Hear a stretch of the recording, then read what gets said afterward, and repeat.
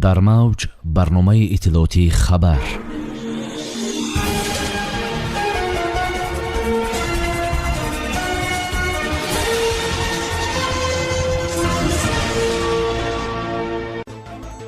در توجیکستان تمام اطفال از فلج واکسن گرفتند. هشدار آژانسی آب و هوا: دمای هوا در توجیکستان تا 48 درجه افزون می شود. مدل طرح مطلوب نیاز و مقام ملکه جلوه رنگ ها صاحب شد. روسیه ترتیب ورود شهروندان تاجیکستان را تغییر داد. رمضان قادیروف نامزده خود را به مسند راهبری چچنستان پیشبری کرد. در جمهوری تاجیکستان واکسن زنی از پولیومیلیت یا فلج اطفال به انجام رسید. طور وزارت تندرستی و حفظ اجتماعی تاجیکستان خبر می‌دهد فعلا بیشتر از 1,285,099 کودک ام کرده شدند که این 99.2% از شماره به نقشه گرفته میباشد. همچنین خبر داده می شود که کودکانی ام شدند که از 1 ینوری سال 2016 تا 31 می سال 2021 تولد شدند. وزارت افزوده است که به کشور زیاد از 4 میلیون وایه واکسن اندونزی ضد فلج اطفال وارد گردیده است. هوای تاجیکستان تا 48 درجه افزون خواهد شد. خبر می‌دهد آژانسی هواشناسی. با اطلاع منبع از سنه 7 تا 9 ایولی سال روان به جمهوری از منطقه‌های جنوب و غرب هوای خشک و گرم وارد می‌شود که دمای هوا را یک باره افزون می‌گرداند. در این مدت گرمی هوا در منطقه‌های وادی بوده تا 39 درجه گرم خواهد شد. همچنین در ناحیه‌های جنوبی هوا از 45 تا 48 درجه افزون می‌شود. در ناحیه‌های کوهی باشد 32-37 درجه گرمی پیشگویی می‌گردد. منبع می‌افزاید از 7 تا 10 ایول بنابر گرمی شدید احتمال در منطقه‌های الوهیده کوهی ناحیه توبی مرکز سیل‌های پیرخی فرآیند. چنین وضع در قسمت غربی ولایت مختار کوهستان بدخشان نیز پیشگویی می‌شود. آژانسی از بلند شدن سطح آبی دریاهای پنج، وخش و زرافشان نیز هشدار می‌دهد.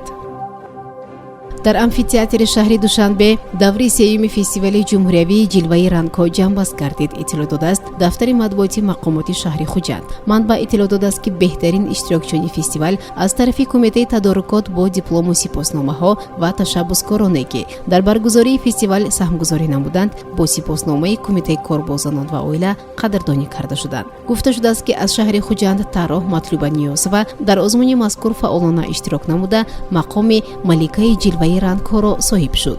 فستیوال مذکور با مقصد گرامی داشته ارزش‌های فرهنگی، احترام به لباس ملی، حس زیبایی پرستی، بیدار نمودن ذوق بلند اهالی به مدنیت لباسپوشی دایر شد.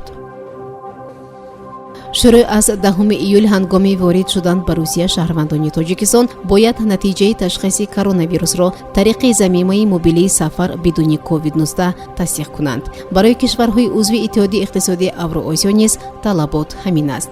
برای شهروندان آذربایجان، مولداوا، ازبکستان، ترکمنستان این ضمیمه موبیلی تنها از 1 سپتامبر دسترس می شود. رسپاتربنادزور روسیه تاکید کرده است که تشخیص باید نه دیرتر از 3 روز تا سفر انجام داده شود. درباره ضمیمه مخصوصی موبیلی که هنگام ورود به روسیه استفاده می شود آخرهای ماه ایون خبر داده شده بود. این برنامه هنگام پاندمی سفر ساکنان را به کشورها تنظیم خواهد کرد.